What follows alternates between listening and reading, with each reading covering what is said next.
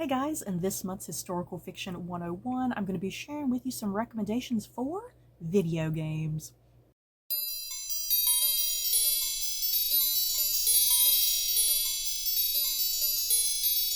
You guys, I love nothing more than a really good historical fiction based video game. Oh my god. I mean, I'm already a sucker for historical fiction when it comes to books and movies and television. Yeah, video games, I really super love video games that have like a historical setting, especially when it's done right. So for this list, I managed to find 10 video games that have some sort of historical fiction type setting.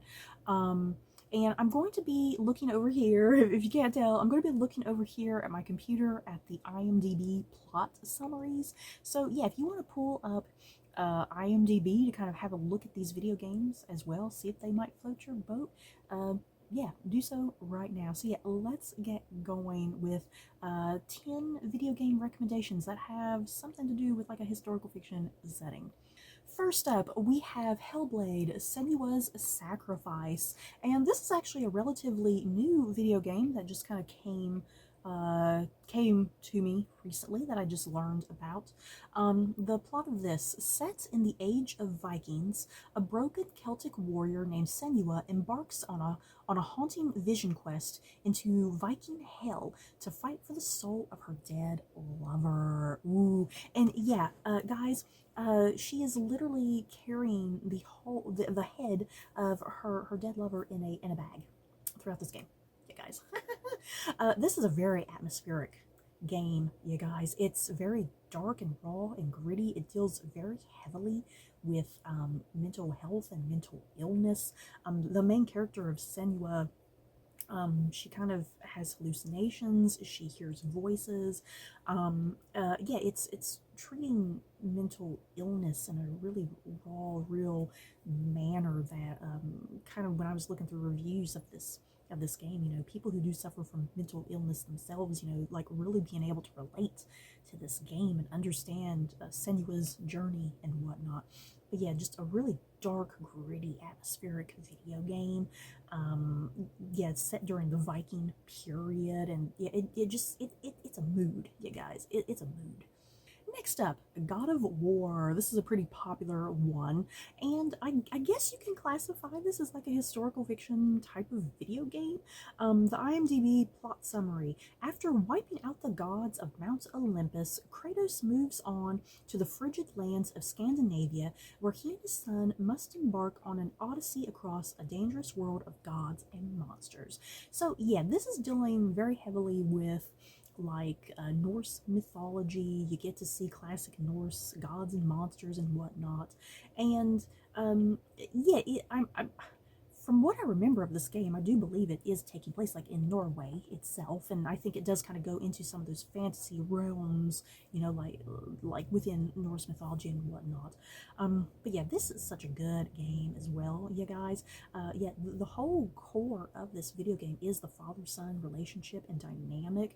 It's so real and done quite wonderfully. Yeah, the little boy, you're gonna love him, you're gonna hate him, you're gonna get frustrated with him, but yeah, I mean, it works so well, so wonderfully well. Next up, Ghost of Tsushima, if I'm pronouncing that correctly, you guys.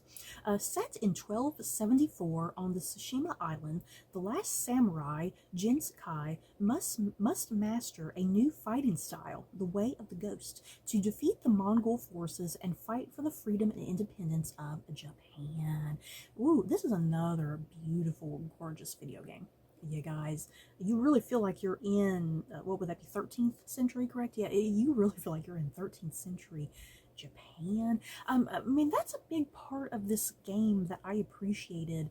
um you know, taking place in the 13th century, I feel like there's just a lot of historical fiction that when it comes to like Asia in general, there's so much historical fiction that I feel takes place in like the 1800s and the 1900s, and you know, Asia has such a rich, complex history, and I feel like other centuries sometimes are neglected within historical fiction.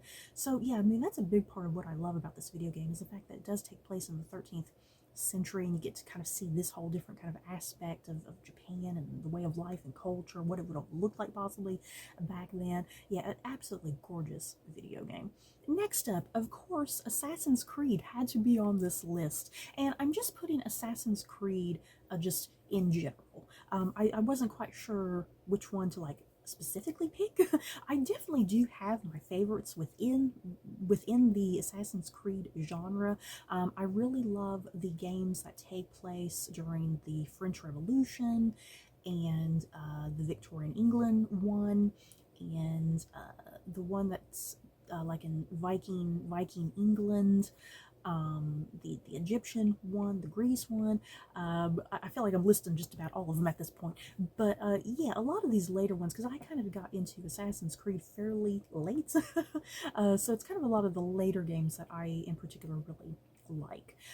Assassin's Creed does have a contemporary sci-fi like framework around it, and that's the part of the game that I do not like. I'm not even going to sit here in this video and try to explain the overall contemporary modern sci-fi framework of the game, because it's kind of complex and confusing and it'd take me forever to sit and explain it. But yeah, that whole thing, that framework, I don't particularly care for that. What I love about the Assassin's Creed franchise is you playing a character who is some sort of assassin, as the title suggests. You're playing as some sort of assassin. Each game is usually a different character within each setting, and you're running around with this character, running around just killing people, essentially. You're killing people who are doing bad things and, you know, committing some sort of crime or whatever. You know, you're primarily going after bad people who are doing bad things. And yeah, you're doing it while you're in these historic locations and settings, and you get to be around real historic figures. You get to interact with real historic figures. You get to go to historic locations, you know. I just really love the Assassin's Creed franchise in general. For me, the best parts of the game are definitely the parts that deal with the historic setting. I absolutely do not care at all for the contemporary sci-fi framework, because that's where it kind of falls apart for me. It gets sloppy and lazy. I wish they would just keep these games as pure historical fiction, because that just totally works. I love the whole moon vibe of these games. They're just so epic, so fun.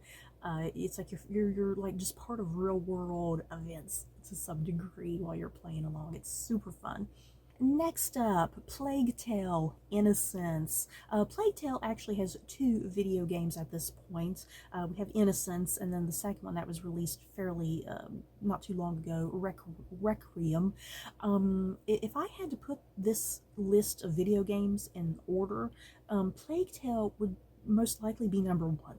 You guys, let's be real. If you don't know what Plague Tale is about, it's set in 14th century France, and it follows a young woman named Amicia and her little brother Hugo, and they're trying to like navigate war-torn France during this period, which is kind of during like the 100-Year War between France and England.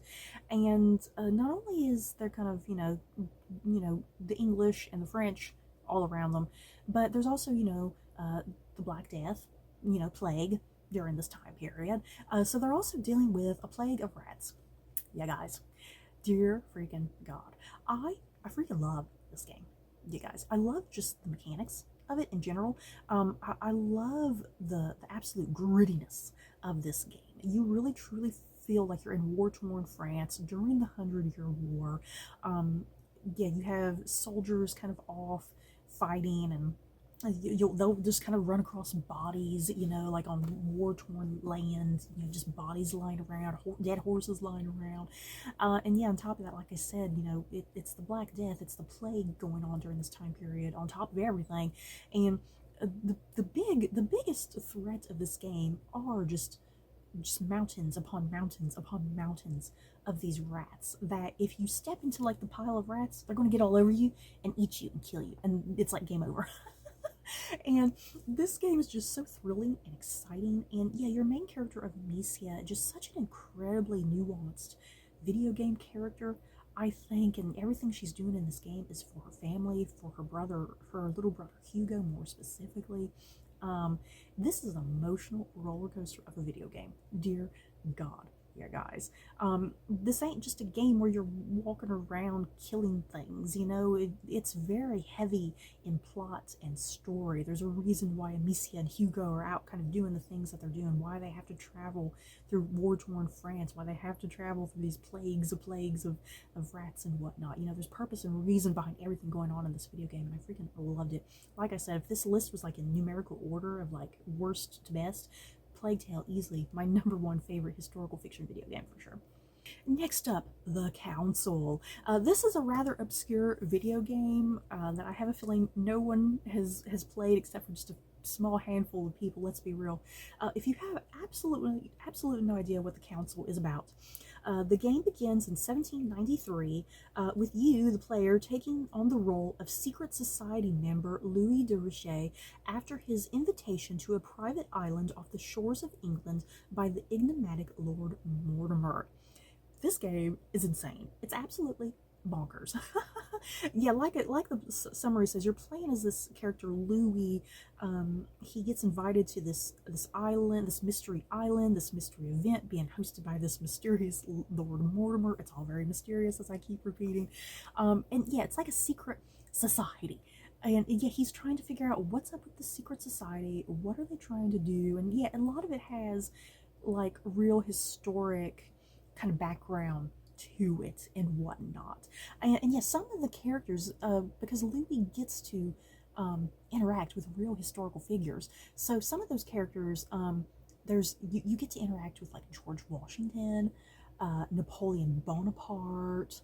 Those are kind of the big ones. There's a couple other random people, but those are the big ones, like George Washington and Napoleon Bonaparte are like the real big ones you get to interact with. This is such a fun, witty, clever game. It's a choose your own adventure style type of game that you're going to get multiple different endings depending on the choices that you make. And yeah, depending on your choices as well, you know, you could accidentally get some characters killed. But yeah, this is just a really fun, quirky game, very heavy on puzzles. So if you like that style of video game, very heavy on puzzles, where you got to do a lot of critical thinking, this is definitely going to be right up your alley.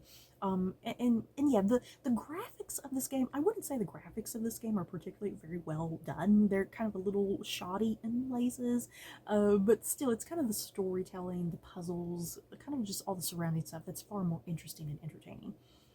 Next up, The Sinking City. I feel like this is another rather obscure video game as well. If you don't know what The Sinking City is about, in the 1920s, on the east coast of the United States, the half-submerged city of Oakmont is gripped by supernatural forces. You're a private investigator, uncovering the truth of what has possessed the city and corrupted the mind of its inhabitants and yours. From what I remember of Sinking City, I did really enjoy this. It's very Lovecraftian in nature. It's very heavily inspired by the works of Lovecraft, like the types of people you're interacting with and kind of situations you get into. And yeah, as the plot is saying, you're in this half-submerged city, hence why it's called the Sinking City. So you're having to navigate areas where you gotta get in a boat to get from like one chunk of the city to another chunk and whatnot.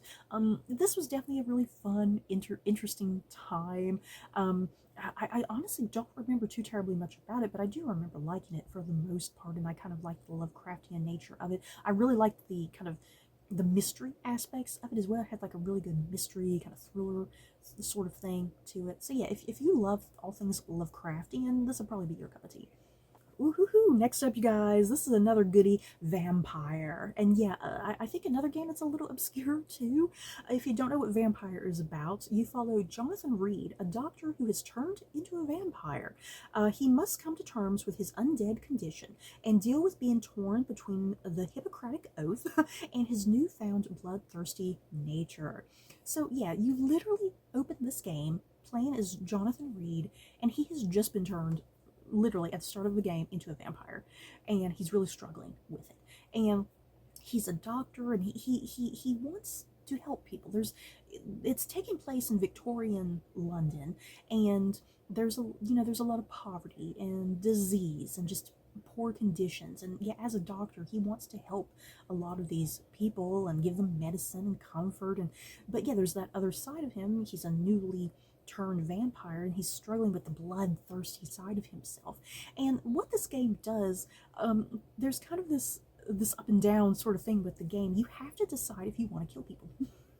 Do you want to succumb to your vampire urges and kill people? So it's kind of a game where, like, if you want to kill the really, really bad people, go ahead and kill them. But yeah, like, you may not want to kill the innocent people, but it kind of, it gives you that option. It gives you the option if you want to, if you can kill whoever you want.